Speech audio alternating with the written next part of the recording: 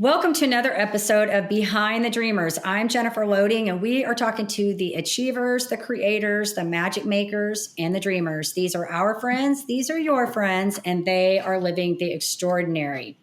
I read a quote today that I thought was just awesome and really depicts my guest today. The only one who can tell you you can't win is you, and you don't have to listen. And that is by Jessica Ennis Hill. Just an awesome quote. I just think, when you guys hear our story today with our guests, this is really going to resonate with some of you. So imagine being told that you can't play a sport as a young student because you have a condition that kind of defines your situation. But you defy the odds and you do it anyway. Then some years later, you carry what you learned as a collegiate athlete into a business to help athletes reach their full potential on the court, in the classroom, and in life. This is essentially what my guest is doing today. And so you guys are going to want to stick around to hear this and her story and how she's making a difference. But before we do that, we have to give a shout out to our sponsors. And so today's episode is brought to you by Walt Mills Photography.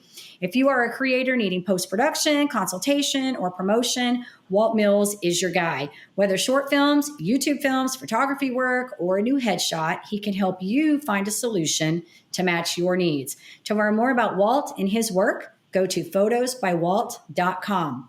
Additionally, we want to give a shout out to our friend Chris Clow of Upbeat Media Productions. If you are in need of turnkey special event production, Clow is your go-to. You can learn more about him and his work at upbeatmediapro.com. All right, I am super excited to welcome my guest today, Hollie King. She is the founder of A Athletics LLC, a full-service athletic training and college recruiting service that prepares athletes on and off the court. As a youth, Hollie suffered from epilepsy and was told she would never play on a varsity team. However, her love for volleyball was far greater than her condition. And Hollie went on to play both in high school and college before tearing her ACL. With the pursuit to motivate and encourage others to love the sport as much as she does, Hollie brings high energy and enthusiasm to her teams, always bringing out the best in her players. In addition to running her business, she's also a head coach at a school here in Dallas. And so we want to welcome Hollie to the show. Hollie, super excited to have you here today. Hi. Thank you. I'm excited to be here. This is going to be fun. I love talking to you guys about your stories.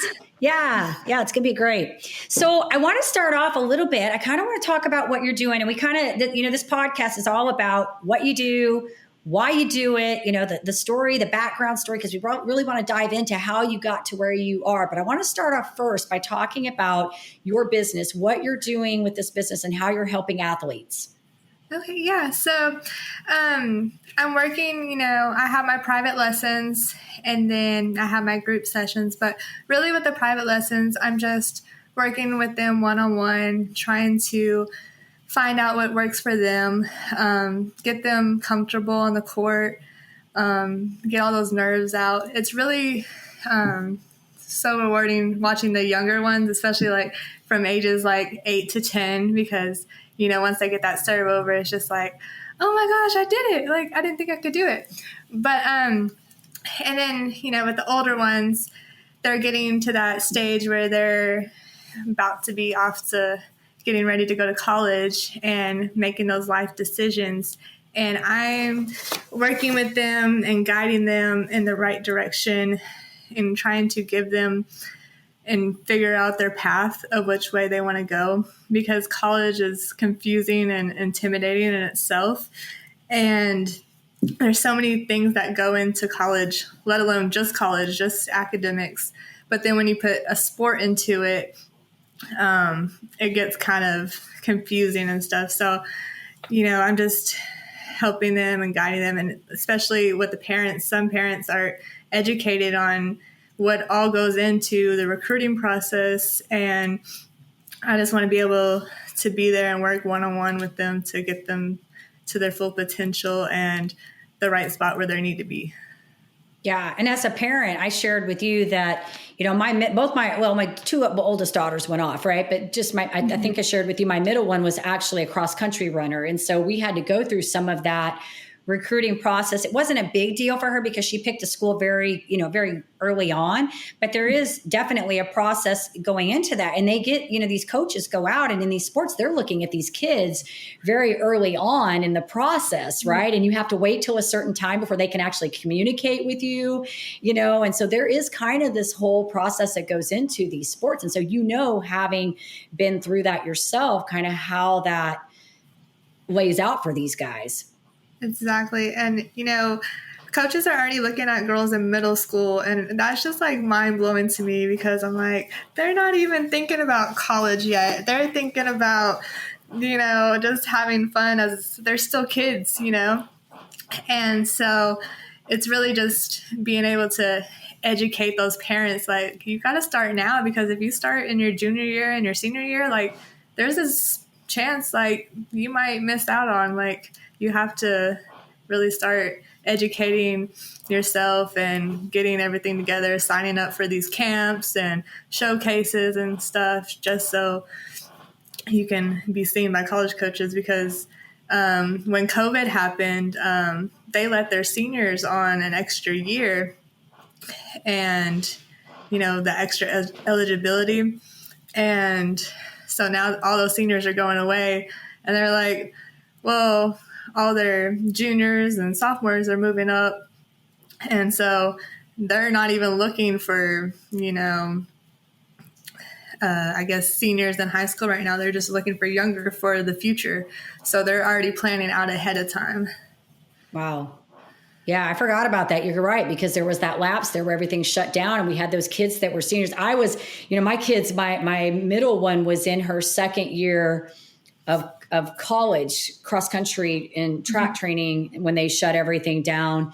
And my youngest was still a junior in high school. So we were not quite in that group that was right there, but I had a lot of friends that had kids that were in that, and especially for those athletes who had that. It was a hard time, definitely a hard time for sure. But I think what you're doing is an awesome, needed thing, because I do think a lot of parents don't. We didn't know. We didn't know going into that process how to navigate that whole recruiting experience. And I just know my daughter was getting letters like continually. And it's like, which one of these do we not look at, Right.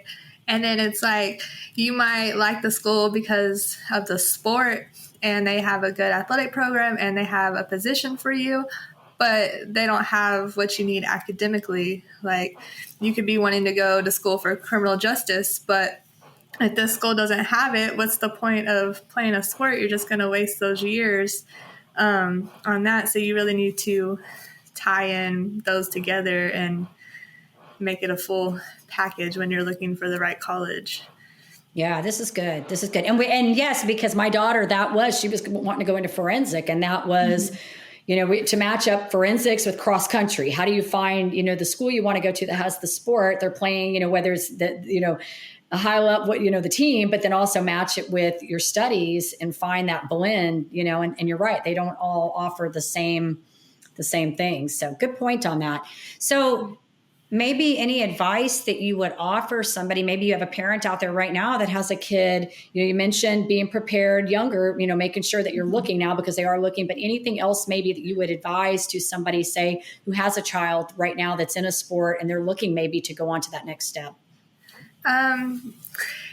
Schedule a lot of college campus meetings. You really want to go and have a lot of visits, because you need to find that college that you're going to fit in. Like, every college has a different culture. Like, you're not going to fit in. It's not for you. Not every culture is for you. So you have to find a college where you fit in and feel comfortable and feel like home. Like, you'll know, you don't want to choose the first college you go visit. You're like, oh my gosh, this is such a cool college. I can't wait to have all the parties and meet all friends. And then it's like, but that's only the first one. Like, I visited a couple of colleges, and I really fell in love with Baylor, just because the culture is just something different about it, their values and all that stuff. And I didn't play college there. I went to a coaching clinic to go get some more education on coaching. And I just love the atmosphere of Baylor and what their core values are. But also, some more advice is, sign up for the camps, talk to coaches personally, like the student themselves. The parents can talk for you all day long, but the coaches want to hear from you, your actual self, because it's more personal. They get to know who you are. And also with recruiting, when coaches come out to watch you play, they're also recruiting your family. Even though it sucks and it's sad because you could be completely two different people, but they're also watching how your family reacts in the crowd and how they present themselves and represent you on the court. Because if they're all loud and obnoxious and just going all out and just rude, like, they're not going to recruit you. They're just going to look right past you, and it hurts your student in the long run. Also, sign up for all the college programs and stuff. That way you can get recognized. You can start getting letters in the mail. And yeah, just really connect with the coaches personally on a personal level. Send emails, and proper emails, not just like, and make sure you have a good email. You don't want to be like hot girl 13 you want it to come professional. I know these students have a couple of strange ones, but yeah, make it professional and reach out personally and stuff like that. That's good. The email thing I think is so important. And I think that extends across everything you do, like business, right? Resumes, everything, because I talk about this in business even, there's like every now and then you get these weird emails and you're like, do I really want to even, what do I do with that? You're like, what do I do with that? Right? That is so important. It's so important. I think that's so good. But I want to say this to you. The thing that I think resonates with me, or I guess what you're doing that resonates with me. Yes, I think, that I love what you're doing with helping these kids transition and to know what to do going into this space. But I really think the thing I like is the part where you said, off the court. The message I'm getting here is that you're helping them be better human beings off the court. Because as you said a minute ago, your family's an extension of you, right? And they don't totally define you, but in this stage, they're kind of there, right? Like they're in that process. But as you know, anytime we're doing this, it really should always be about how are we developing as a human being, right? And this is so important. You said a lot of things there about having, a good email, and they want to hear from you. Those are leadership skills, right? Like you being able to talk to a prospective coach. That's a leadership skill, right? Like mom and dad can't do that for you. So I think the thing that I really like about what you're doing is that it's not just about what's happening on the court. It's about what's happening off the court. Right. Like I, when I was going through the process of going through schools and stuff, I didn't have any guidance. My mom, she didn't know how to do any of that. And so it's really important to me to just be a motivator and young advocate to these girls to help them, like, be their voice, but teach them how to have their own voice when they're going through this process. Yeah, absolutely. And I see your shirt that you have on, your brand, your logo shirt there. It looks awesome. Very cool.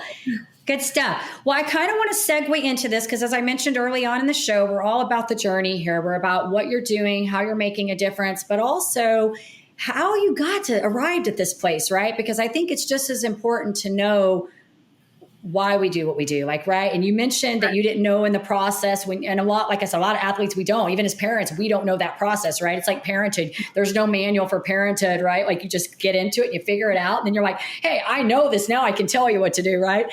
So I think it's about the journey. And as you know, in our entrepreneurial lives, nothing's really linear, right? It's always nonlinear. It changes and it evolves, and we evolve as human beings. And so when you were growing up, we talked off camera that you had early on suffered with epilepsy and you were wanting to play sports. And that was kind of a tough thing because you were told that you weren't going to be able to really do that because of the condition. So talk us through that a little bit, how that came about for you and how you kind of busted through that. Right. So I remember having my first seizure when I was like 5 years old, and it was in my sleep, and I was just like, I woke up feeling confused, and I was rushed to the ER. I remember this doctor, he tried to make it fun for me. He like rushed me down the hallway, and, you know, I didn't leave there with any answers. I just, went through life having seizures. They said it was caused by stress. I'm like, what 5-year-old what's there to stress about? Playing with Barbies at that age and dirt and so I continue, just keep going, and I'd have an episode every once in a while. Usually when I get sick or stressed out or like, really overdo my body. Like, I started playing sports. I was always involved in sport. My first sport was drill team, and then I went into cheer and taekwondo, and then I got into fast forward to middle school. I was in athletics, and we had to do a sport, at least try out for a sport. So we're in this big group, and my coach was like, "You're going to play volleyball," and I'm like, I don't know about that. I was shy, and I just didn't think I could do an intense sport like that. But she made me anyways. I ended up making the B team for 7th grade. That was like my first time touching a volleyball. And it was difficult with my epilepsy just to be able to participate in certain things, because I would have dizzy spells during the day, and I would get over exhausted. I would turn purple, and they would think I was had high blood pressure, or I was gonna pass out. But every game I would turn purple, and I'm like, it's just because I worked hard and I pushed, and and I think part of that was it caused the seizures in a way, because I was over exhausted and I was just pushing my body. I didn't stop. I just kept going. There was no limit for me, but I just kept pushing through it. The really thing that did hurt a little bit was my learning disability with that was caused from epilepsy. I didn't really have dyslexia or anything. I just couldn't comprehend as well. It took me learning things in a different way. I was more hands-on. You could tell me something all day and I wouldn't know. I couldn't tell you, but if you show me, I could do it. And I just kept going, and I never gave up. And that's what brought me to volleyball. Isn't that awesome? It's awesome. And now you're a head coach, right? Coaching with the sport that you love. Yes, I coach at Alcuin. It's rated one of the best private schools in Dallas. I coach 5th grade girls. I have 10 of them, and they're such a joy to be around. They never stop going. They have so much energy, and they're doing awesome this season, and I'm so proud of them. That's awesome. And I bet you are an inspiration to them too, just knowing, and maybe they don't all know your story, but, I think sometimes our growth comes from going through, I always say our growth comes from going through those, challenges in our life. And unfortunately you had to have some of that, and somebody tell you that you can't do something to defy the odds and go forward and say, hey, I am going to do this. And now I'm going to use the skills that I learned in that to help other students and athletes be amazing on and off the court, right? Right. And I just try to teach my girls, to have integrity on and off the court. And that's really big with me. They're chanting and yelling and stuff. And I'm like, well, y'all stop when the other team, goes to serve, because you wouldn't want them to do it to them. And they're like, but they're doing, I'm like, but we're different. We're going to do this our way, it's out of respect, just teaching them small things like that, just to respect others. And, I was told I wouldn't even, by my middle school coach, Coach Manning, I wasn't even told I would make it to high school. And, I believed her, because, high school is intimidating to play a sport. And I remember, I tried out. I went for it anyways, and I made the freshman C team. And I remember my coach, Coach Smith, he was the freshman volleyball coach. He was like, it's not because you're not good enough. It's because, I need good players on each team. And you work hard, you listen, you're coachable. and that's what I need on my team. And I always tell my girls that, like, even, because my youngers, they see the older ones and they're like, wow, I want to be that. I want to do that. Like, why am I not on the 6th grade team or something? And I'm like, just keep working at it, keep pushing. Like, you'll get there. Like, as long as you work hard, you listen, and you just keep working hard, and you'll eventually get there, And that's super big to me because I always, struggled, and I was in there.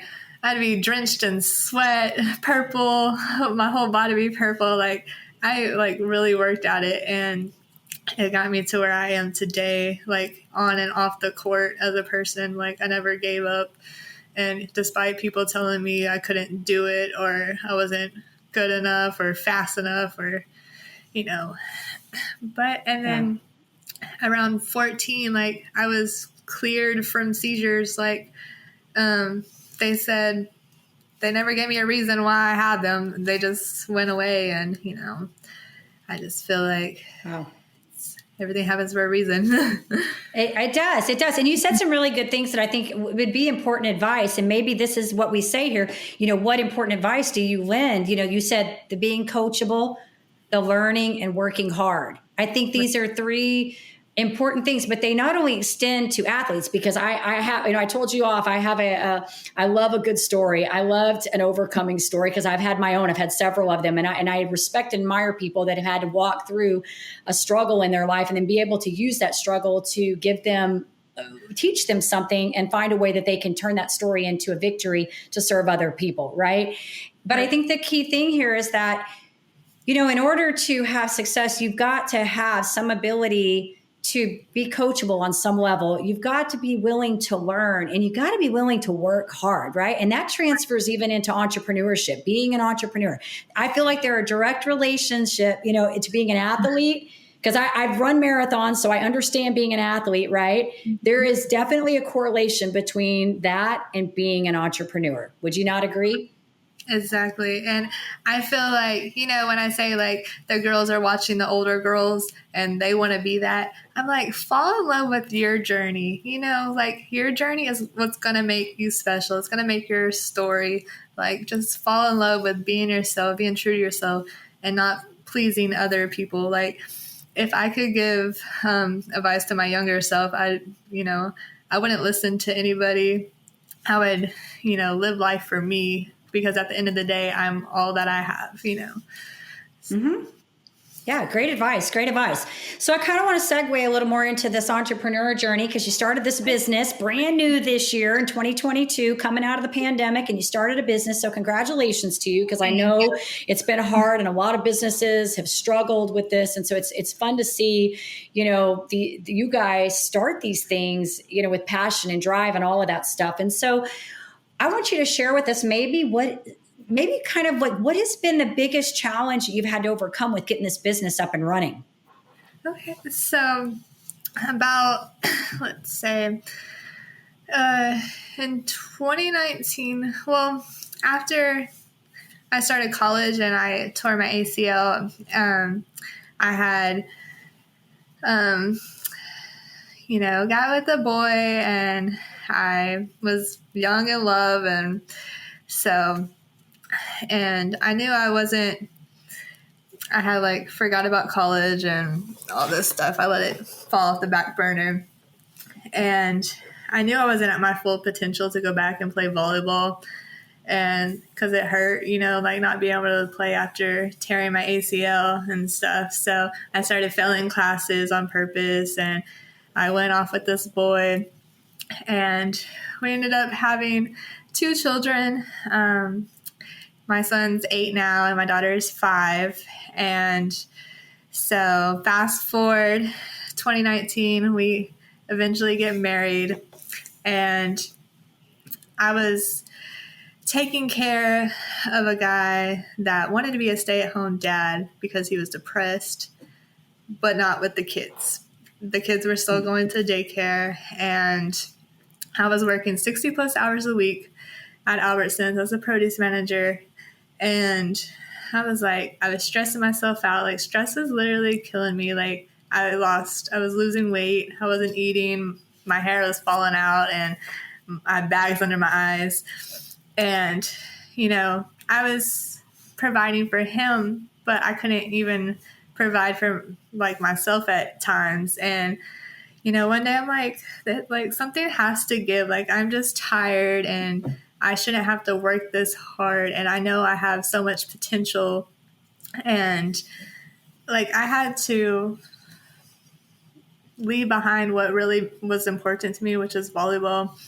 And so like 2020 came around, I filed for divorce. And during that time, it was, really difficult because I just felt so like,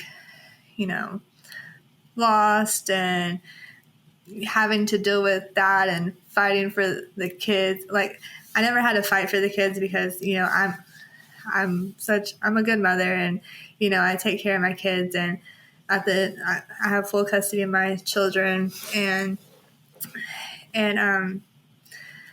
but something was just like, I finally got with my fiance now and, he's given me like all the support in the world. And that's what I truly was missing is just support from somebody just motivate me and tell me I can do it and that I was good enough.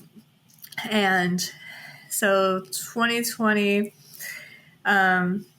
I got divorced. I filed for the divorce, and then finally, March 2022, I get divorced. So after going through that, I started going to school at Remington College for my medical certification, and I finished in June of 2022.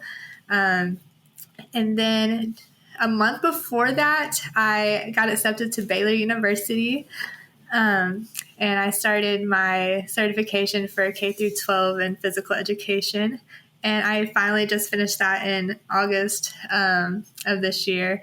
So super excited about that. And then before that, in June, in June, I started applying for schools because my fiance was like, "What do you want to do?" And I'm like, "I want volleyball back in my life. I want to coach, and, he just gave me the support for it.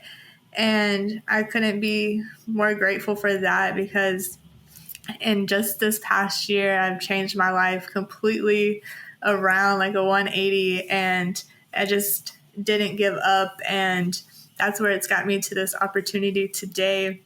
I accepted the position for Alcuin in June. And in the summer, I started doing private lessons and stuff. And then, with coaching, I'm like, I could, do private lessons and I could help these girls get into college. And, I just put it in together and then coming up with a name, I'm like, what sounds good? I Googled everything and I'm like, I don't know. Like, let's see. I'm like, volleyball world or something like that. And then my fiance was like, what about A Athletics? I'm like, yes, I love that name. Like, that's perfect. He's like, the first letter in the alphabet is A, and that's usually what pops up on Google, gets people looking at it and stuff. And I'm like, I love that. Like, A+, it's like, you can do so much with that. Like, it seems like it's ever ending. Like, I don't know. Like, I want to do more sports other than volleyball. I want to be able to help all student athletes eventually, but volleyball is my main sport that I'll be doing. But yeah, it's like I'm finally at this point in my life after going through all that. Like, just 2 years ago, I was like working 60 plus hours a week. Now I'm able to stay at home with my kids. They're in school now, but I'm able to go to all events. I make my own schedule. I'm living in Rockwell, Texas. And it's just been a complete 180. So yeah, all I needed sounds was like I was going to say, it sounded like your biggest challenge was letting go to take something new on, because I have to talk about when I'm working with people, in order to grow, right? We have to let go of something else, Right. right? And a lot of times that something else becomes sort of like a security blanket for us, right? Like that's all we really know.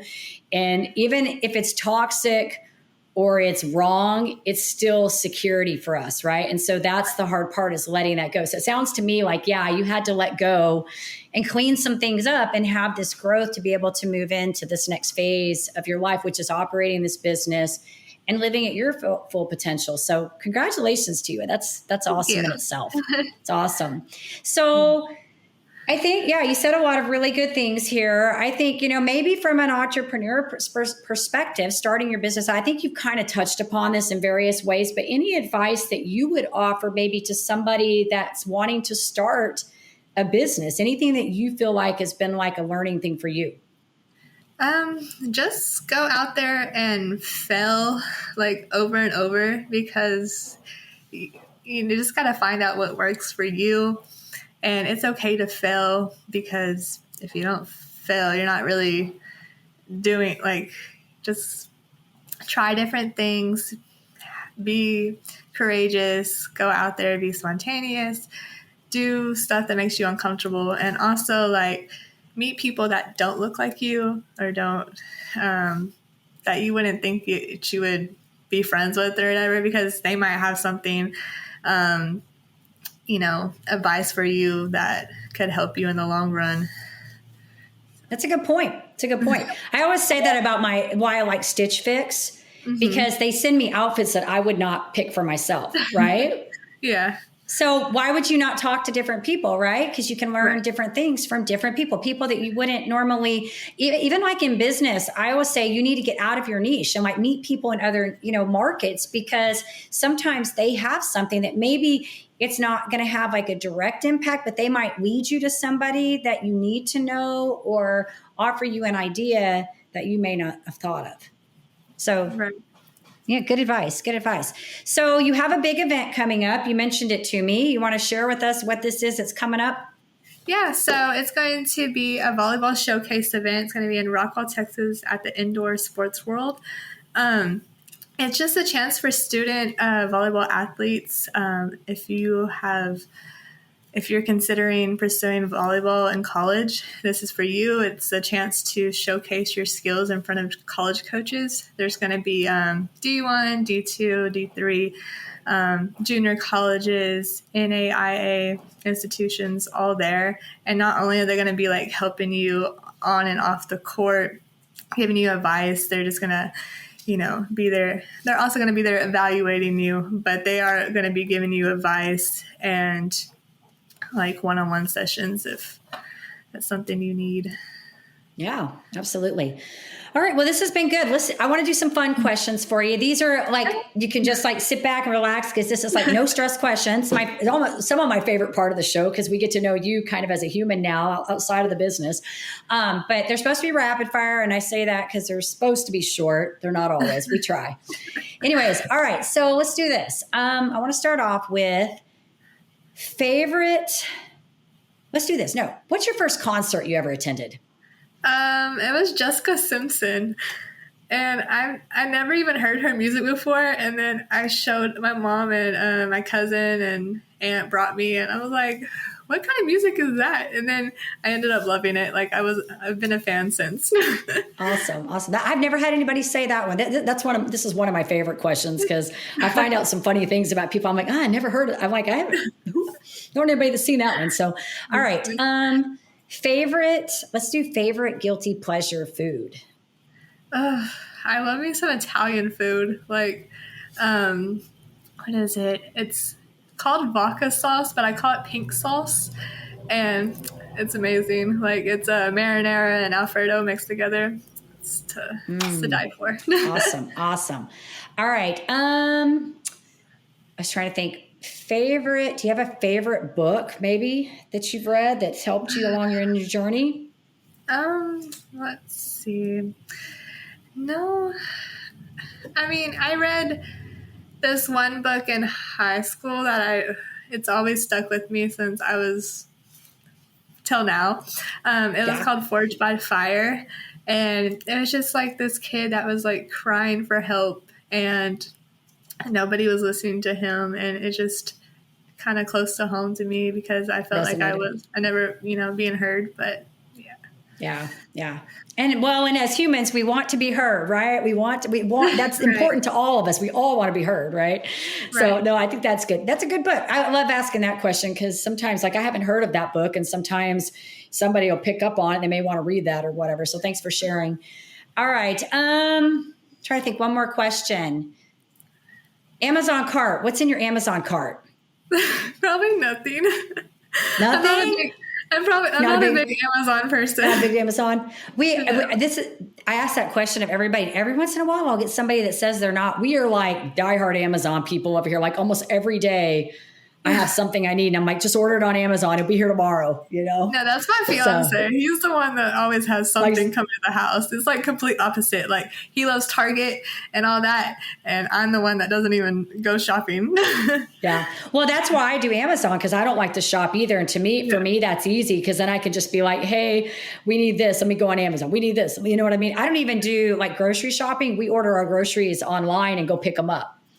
We don't even go in the grocery store. Me and my daughter, we like to go to Kroger's because she likes little mini carts, and she thinks she's just the grown little thing. Yeah. Right?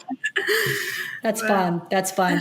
Well, this has been amazing. I've enjoyed talking to you. Congratulations on your success. I'm glad that the epilepsy has settled down and you're able to live freely from that, because I know people that suffer from it, and it is a difficult condition to deal with. So I'm glad that you're able to move, being able to move past that. And what you're doing, with these athletes, I think is important too, helping them, like I said, be better human beings, on and off the court. If our audience, if this resonates with somebody, I know several of them are going to have kids out there, right? But if this resonates, how do they find out about you and get in touch with you? You can email me at coachhollie13@gmail.com. It's HOLLIE. And I'll be available. I'm always checking emails, so just give me an email and I'll be happy to answer any questions you may have. Awesome. So and to our audience, yes, if you're in that space where you've got, a question about entrepreneurship, definitely you can reach out to Hollie. But if you have a child that's in the space of playing sports and looking to go on to that next level, Hollie would be a great resource to get you in the right direction, right? Yes. So thank you, Hollie, for sharing with our audience. We so appreciate you. I do want to say to our listeners, of course, if you enjoy our show, please be sure you give us a rating both on iTunes and Facebook, because we cannot do this without you, and hit that subscribe button on the YouTube. We want to leave you with a final thought. It's the same thought I say every episode. In order to live the extraordinary, you must start. And every start begins with a decision. You guys take care, be safe, and be kind to one another. We will see you next time.